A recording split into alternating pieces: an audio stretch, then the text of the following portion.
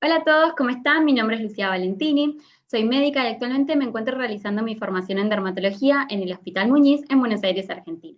Es un placer para mí poder compartir este espacio con ustedes.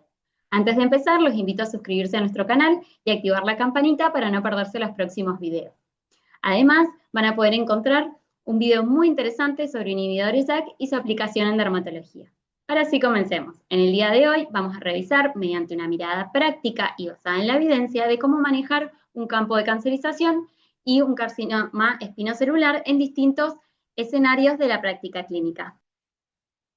Ahora sí, en esta charla vamos a iniciar con el objetivo, daremos un marco teórico con factores de riesgo y ciertas definiciones, y luego nos centraremos en diversos escenarios del campo de cancerización y carcinoma espinocelular que puede presentarse en la práctica de consultorio, y al final un mensaje clave para llevarse.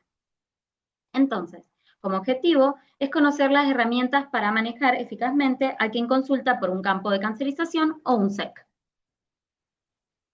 El SEC es un tumor maligno que surge de los queratinocitos epidérmicos. Es localmente invasor y que puede metastatizar. Es el segundo tipo más común de cáncer de piel, después del carcinoma mastocelular, con un aumento de la incidencia anual de un 5%. Este aumento de incidencia se ve relacionado con mayores niveles de exposición al sol, aumento del envejecimiento de la población y mayor detección de cáncer de piel, con una mortalidad anual de un 1,5 a 2 por 100 casos al año. Como factores de riesgo para el desarrollo de SEC, hablamos que se presenta en personas mayores de 45 años, a mayor edad, mayor incidencia, con un promedio de 75 años, mayor incidencia en fototipos 1 y 2, pero puede darse en cualquier fototipo. En personas de piel oscura se manifiesta más frecuentemente en áreas no fotoexpuestas, en zona anogenital y en áreas de inflamación crónica. La exposición solar acumulada, sobre todo el grado de exposición al sol en los últimos 5 a 10 años. Fototerapia PUVA, cabe destacar que UV de banda angosta no se vio relacionado con mayor incidencia de SEC.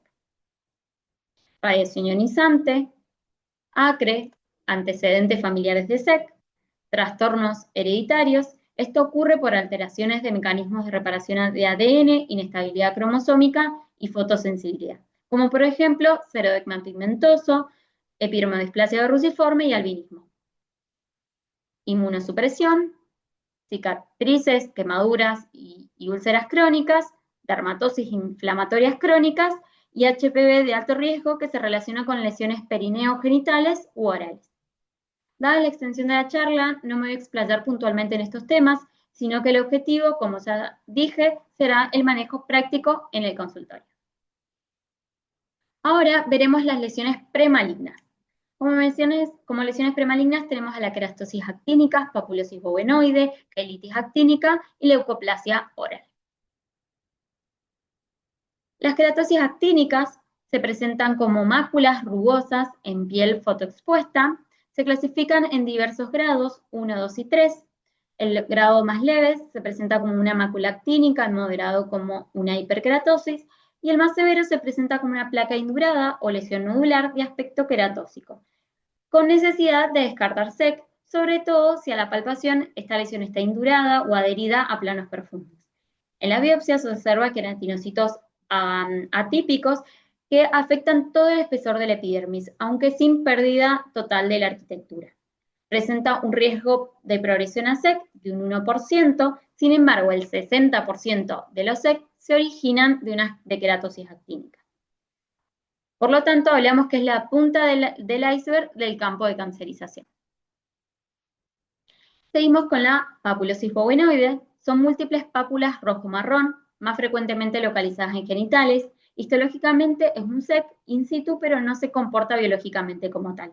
Está relacionada con el HPV y existe riesgo del 1 a un 2,6% de progresión a SEC.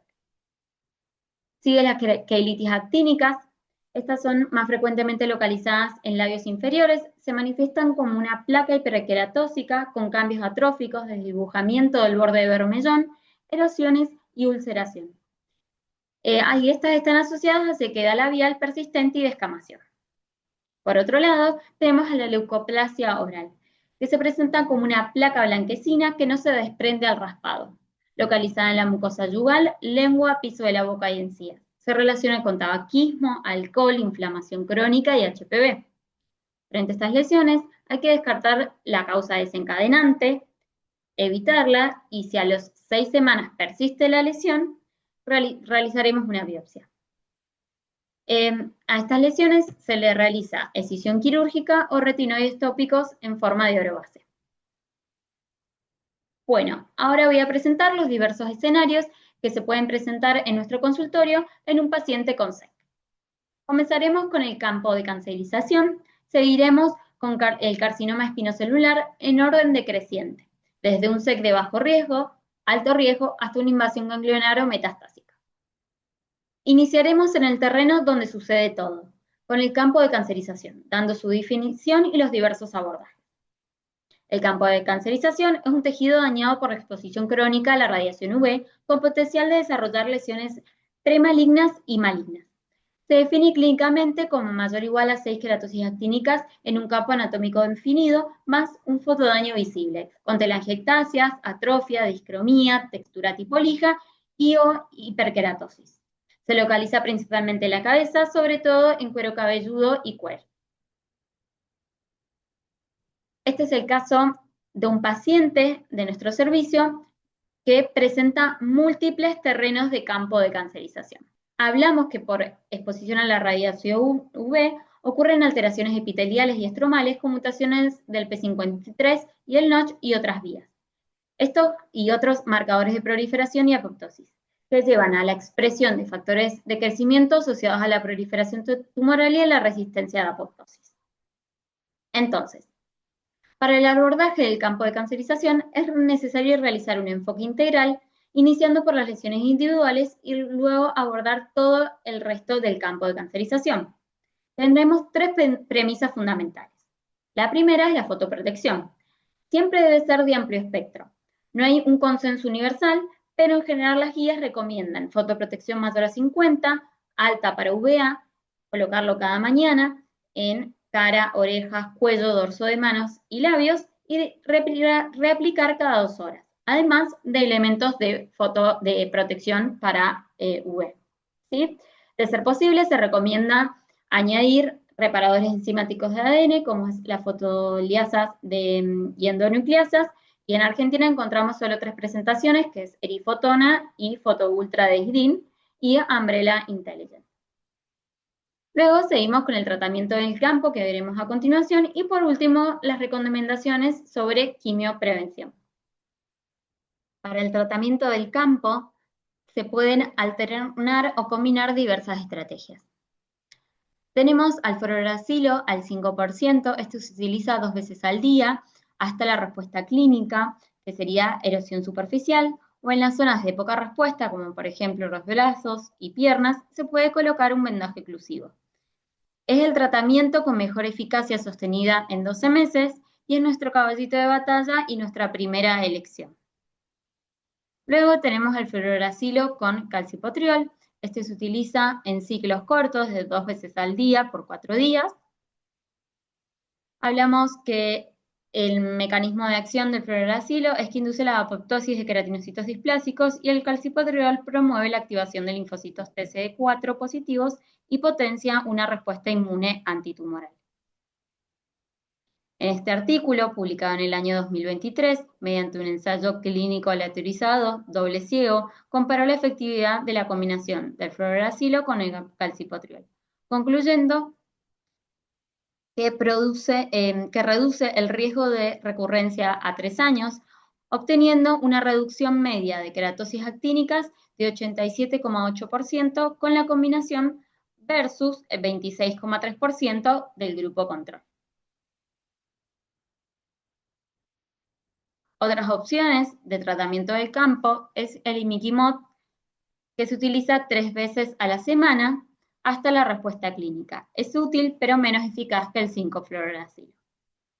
Por otro lado, tenemos la terapia fotodinámica con MAL, que esta tiene menor eficacia que el 5-fluoracilo. El diclofenac al 3% y el ácido hialurónico son los de menor eficacia, pero es una opción para campos de cancerización leves o que no toleran inflamación intensa. Igualmente, en general, los combinamos a estos diversos tratamientos. Para la quimioprevención, se recomienda en pacientes con campo de cancerización con múltiples lesiones o una historia de más de un SEC previo. Se recomienda utilizar niacinamida 500 miligramos 2 veces al día. Este es seguro y bien tolerado, y con respecto a la citretin, en general se inicia a dosis de 10 miligramos día. Aparte de las recomendaciones habituales de quimioprevención, las últimas guías lo recomiendan para pacientes trasplantados con múltiples SEC. Como desventaja, este presenta un mayor coste y mayor intolerancia digestiva. Cabe destacar que la combinación de la niacinamida y la citratin no ha demostrado beneficios adicionales significativos en estudios clínicos, y el efecto de ambos fármacos no persiste en el tiempo al suspenderlo. Por lo tanto, estos pacientes lo deberían utilizar infinitamente.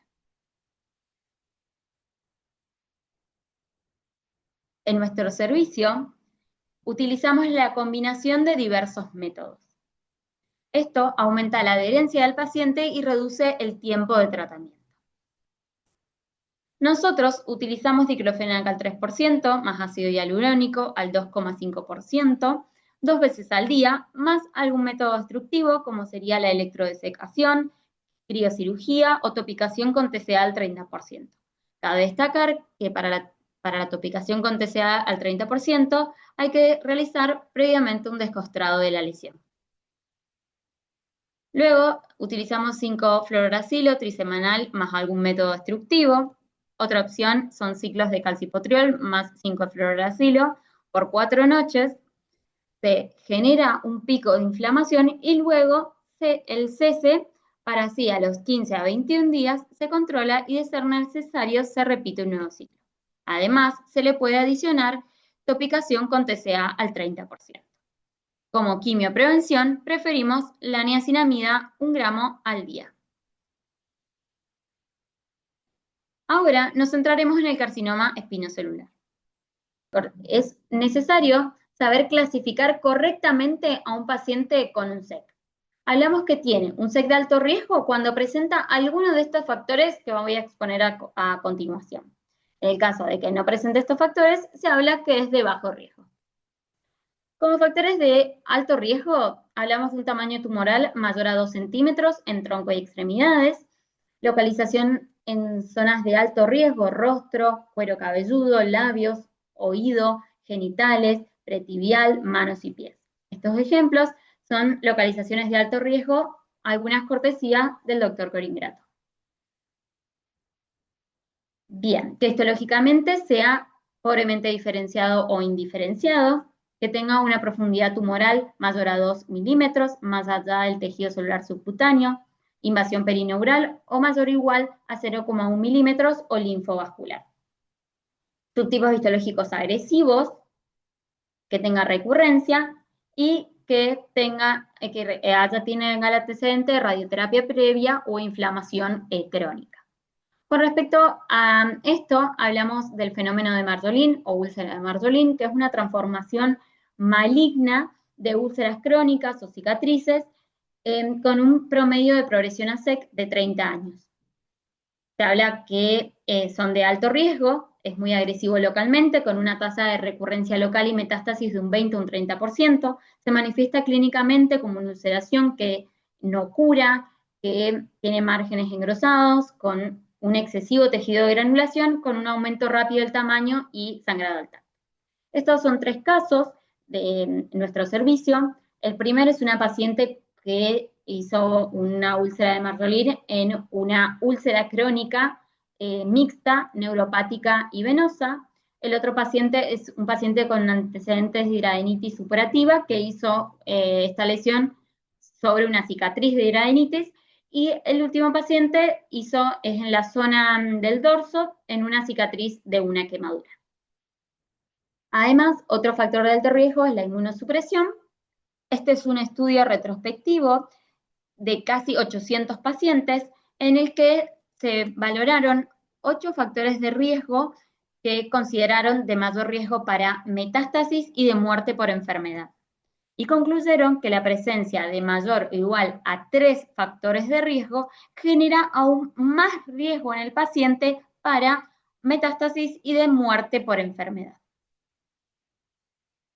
Entonces, concluimos que los pacientes que tienen mayor o igual a 3 factores de riesgo, hay que hacer un seguimiento estricto, un abordaje conjunto con oncología, hay que indicar estudios complementarios prequirúrgicos como tomografía contrastada y resonancia magnética contrastada, más un PET-CT.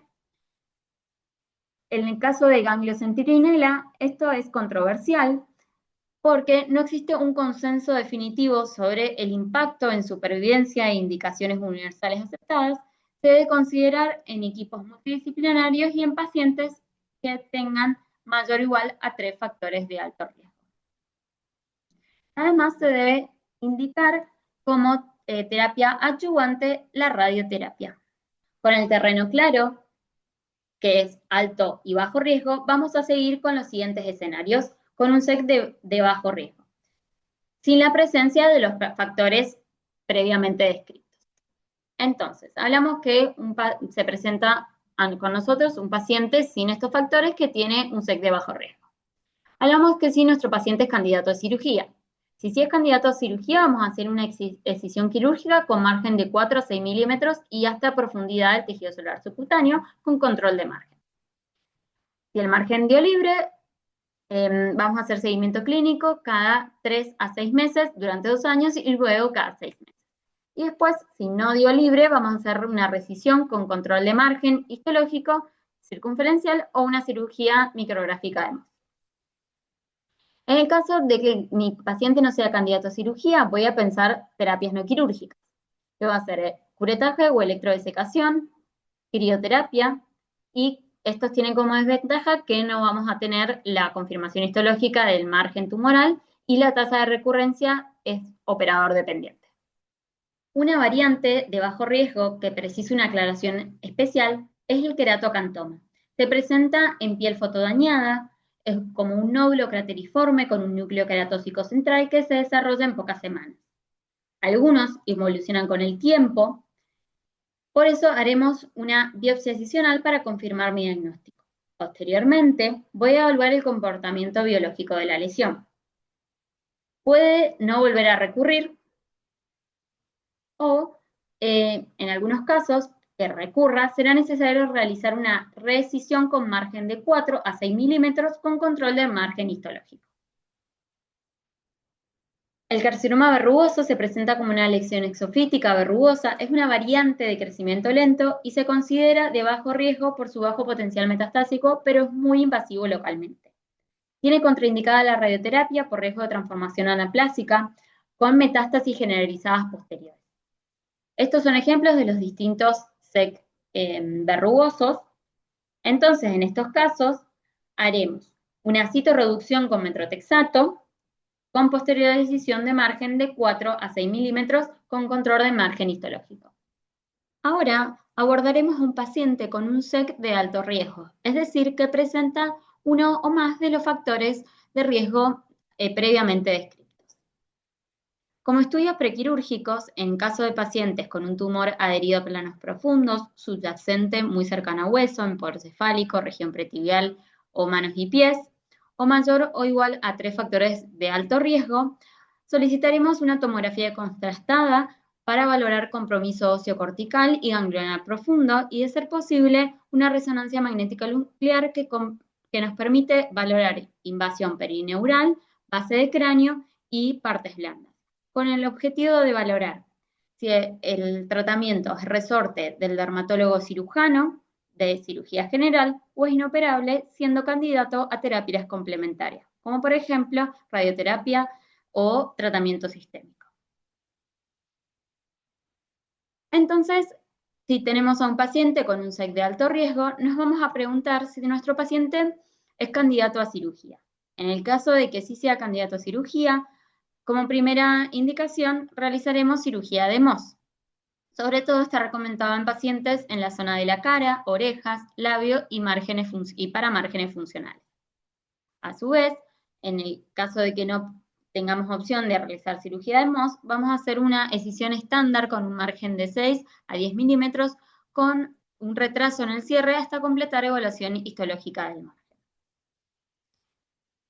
En el caso de que los márgenes nos dieran libres, vamos a hacer seguimiento clínico cada 1 a 3 meses durante un año y luego cada 2 a 4 meses durante el siguiente año. Y luego cada 6 meses.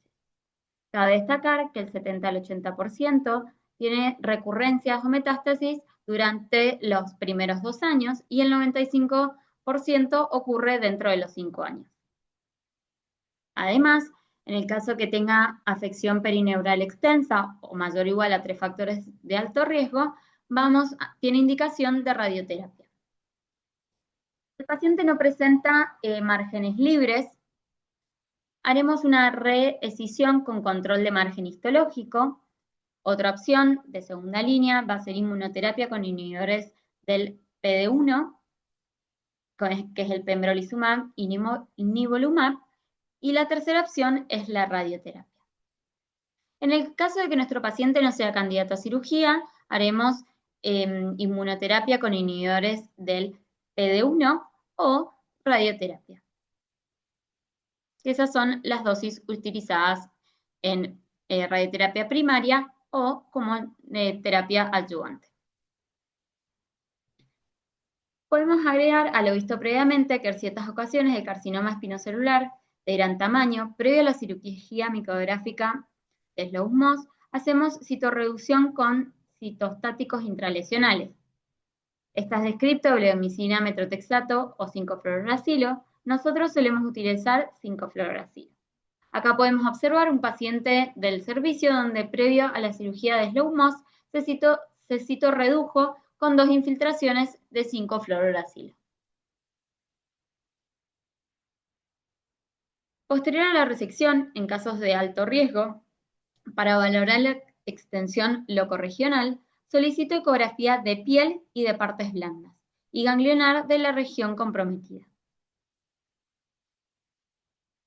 Como ya describimos anteriormente, el caso de ganglio centinela es controversial y se indica mediante un grupo multidisciplinario en los casos que tengan mayor a 3 factores de alto riesgo.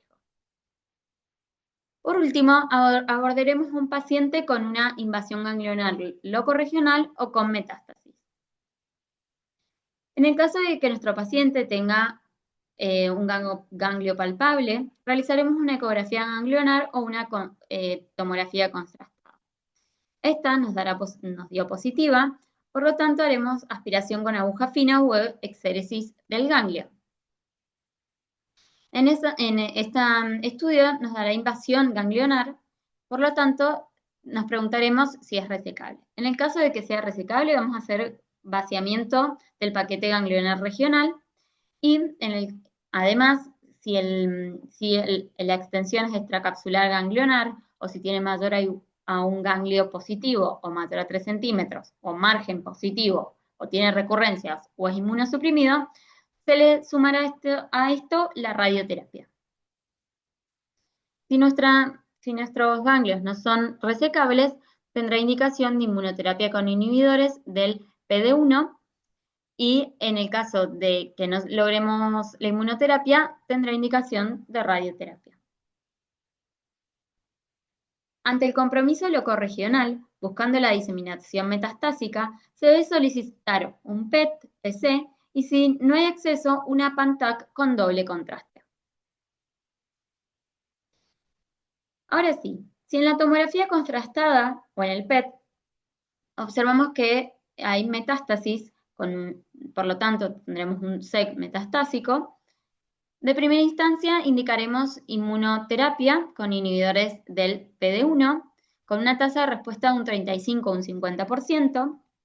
En los casos, si esta inmunoterapia falla o está contraindicada, que es por ejemplo en los trasplantados de órgano por alto riesgo de rechazo de injerto, vamos a elegir el bloqueo del EGFR, que es el cetuximab, o quimioterapia con platino, 5-fluoracilo o taxano. Y una tercera opción es la radioterapia paliativa para el control del dolor, sangrado o con presión. Haremos una pequeña aclaración sobre los inhibidores del DP1. Estos inhiben el punto de control de la proteína de muerte celular programada tipo 1, expresada en los linfocitos T activados. Normalmente, este inhibidor se encuentra en células del microambiente como en células tumorales e envía una señal que apaga e inhibe la respuesta de células T, evitando la autoinmunidad. Por lo tanto, al inhibir o poner freno en y la interacción en el PD1 y PDL1, se activa la respuesta de destrucción de estas células tumorales. Fueron aprobados por la FDA y la ADMAT en 2016 y 2017, se utilizan como monoterapia o como combinación con quimioterapia con platino o fluorouracilo. Previamente a iniciar estos tratamientos se debe pedir prueba de función tiroidea y un hemograma completo basal cada 3 semanas antes de cada nuevo ciclo de terapia. Como efectos adversos, los más conocidos o los que hay que saber en dermatología es el agravamiento de los trastornos autoinmunes subyacentes o eventos adversos inmunitarios previos, porque se inhibe el control de la autoinmunidad. Pueden dar efectos adversos grado 1 y grado 2, que se hace suspensión temporal y más o menos agregar corticoides. Y si es grado 3, se debe suspender. Otra aclaración es en el caso de los inhibidores del EGFR, estos es el cetuximab. Estos inhiben el receptor de factores de crecimiento epidérmico que bloquea la unión de los ligandos e impide la activación de la señal intracelular, con resultado de disminución de la proliferación, disminución de la supervivencia celular y aumento de la apoptosis de la célula clon tumoral. Fueron aprobados por la FDA y por la ADMAT en 2006 y 2012 respectivamente. Se utilizan como monoterapia y con combinación como quimioterapia con platino. Efectos adversos son más bien cutáneos, como acné morbilliforme, prurito, cerosis o cambios unguiales. Incluso se han reportado casos de Steven Johnson y NET, entre otros efectos adversos. Les comparto un QR con los esquemas que se dieron en la charla para que lo puedan tener a mano en el uso en el consultorio. Hablamos que clasificar bien a cada paciente nos permite elegir una estrategia correcta con un campo controlado, una cirugía precisa y adyuvancias correctas, podemos cambiar el pronóstico. Muchas gracias por escuchar un video más y nos vemos en la próxima charla.